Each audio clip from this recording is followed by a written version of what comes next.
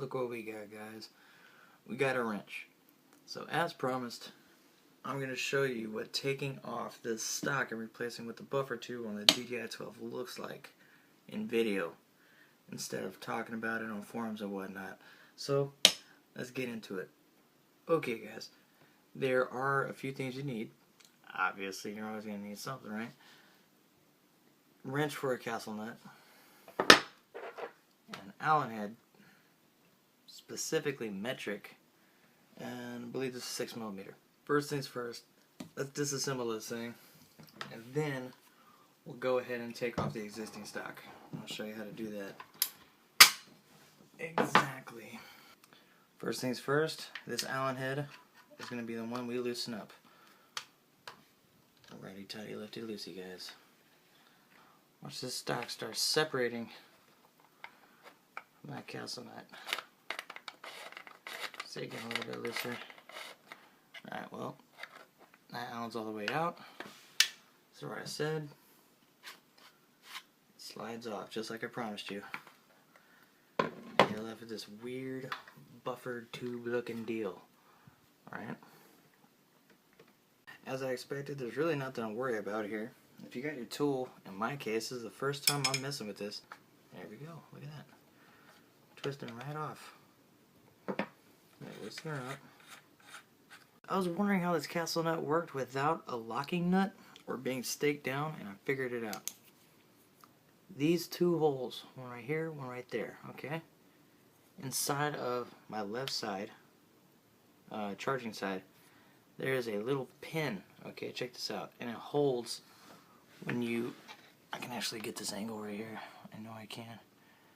You see it, little space, this end plate goes up against it, and you pull that end plate out, there's going to be a pin exposed, and now this entire thing spins free. Alright, check this out. As promised, guys, I would show you how to do this. Alright, that's it. It's gone. It's loose. We're going to take those parts, we're going to need them later, okay? Alright, guys, this is actually a pretty legit end plate right here. This is what's going to keep your buffer tube straight with the bore. The entire thing is built very well. I love this weapon. This is your castle nut. It should have grease and oil on it, which I don't know why. I guess they know you're going to switch this out eventually. And this is what you're left with. On the inside of the gun is a very deep recess. And actually looks really good. To be honest, that looks great. And yeah. I just want an idea, so I'm going to do this real quick. I'm doing it for you guys too. There we go. Let's see what's up. Look at that. There she goes. There's your buffer tube. Beautiful. Alright. Just a quick visual if you didn't catch everything, or you decided that you changed your mind and you want this back on, okay? Take your buffer tube.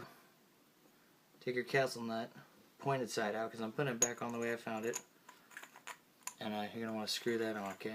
Make sure you don't cross thread, because that shit sucks. Alright, castle nut first. Take your end plate, and I like this thing. Choose which side you want your sling to be on. In my case, my left.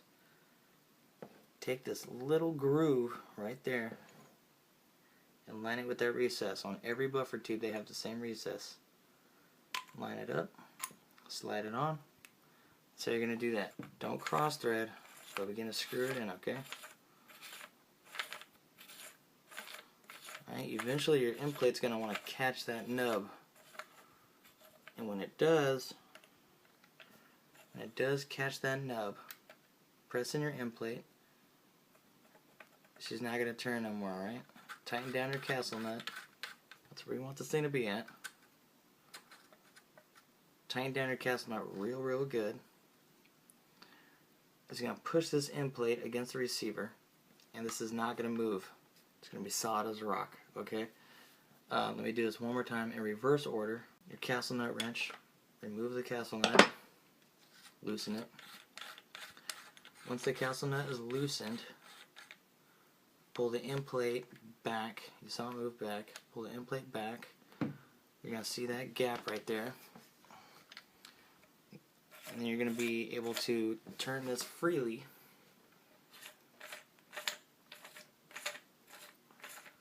And that's the visual of it all, okay?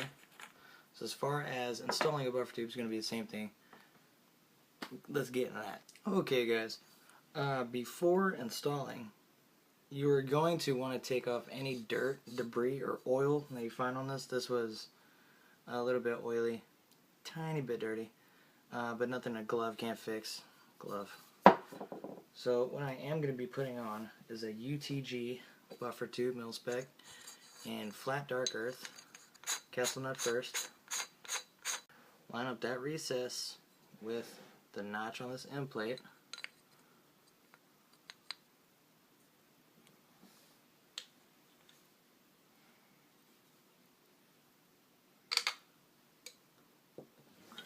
I gotta say, that's really tight. I'm having a bloop, bloop, bloop, bloop, bloop, bloop all the way down. At least I know it'll be tight though. I'm just gonna test fit this, alright?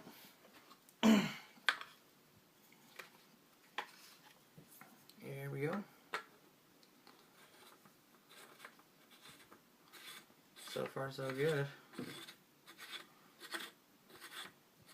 Well, so far so good. Doesn't want me to do it. I'm going to back it off a little bit. Alright. There you are. I'm going to push you forward. If you'll go forward. Alright, so she's forward. Castle nut is now to the front. Got a little bit of play. The more we tighten it down, the less play we're going to get. I'm going to show you that in a minute. Alright? So let me Loctite this and do that for real. Alright guys, we got Loctite on there. We're going in for the real money this time. So let's go on in. Let's not cross thread this. Alright, that's a good thread.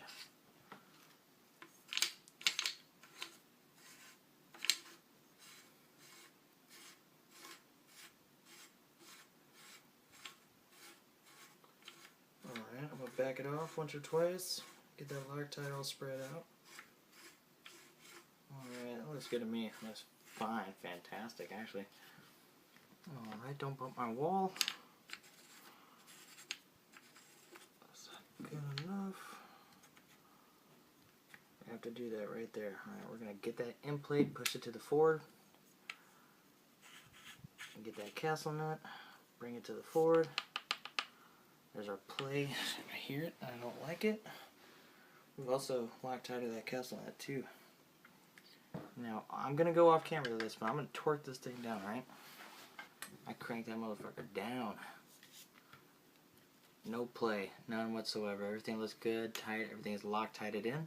Let me throw a stock on it and I'll show you the completed product before we go. Now, I've bought this exact stock 3 separate times in my life and I keep falling for the same fucking line. Is that it fits amazing and there's no wiggle. It always wiggles, okay?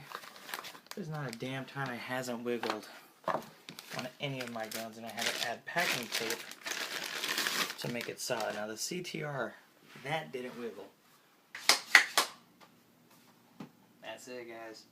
That's all there is to it. It's actually very, very simple. I don't even think I had to make a video on it, but since YouTube doesn't have it, and as much as I wanted to know before I bought this how simple it would be, I guess I had to take the plunge to be the one to show you guys. Now my girl gets to shoot this, and she's not going to be super uncomfortable because maybe it's a little bit too long. If you guys aren't interested on all the things I got on this, this is a Tabco Intrafuse for Sega shotguns and the rifles. This is a Magpul AFG, not the Generation 2. They're too short for me. I don't like them. What am I talking about? SGM magazines. Highly suggest you get some if you saw my first video. Tabco saw style grip for AK-47s. Fits perfectly. UTG FDE buffer tube. Cheap as fuck. No spec. And then the MOE carbine stock. Adjustable no spec. So after going back and watching the videos, I totally fucked up on one part. It's not a huge fuck up or anything, but It's just a misstatement. So here on this end plate, let me here we go, focus. There's actually 2 notches there. Alright? There's 2 notches. If you're going to want to flip that swivel, just turn it around, okay guys? There's only 2 notches. I didn't really miss anything else. Guys, thank you very much for watching. If you're considering purchasing a DDI-12, I would definitely do it again. Thank you very much. Hope you learned something. Hope you enjoy the installation. Hope you like looking at this. I certainly do. Guys, have a good day.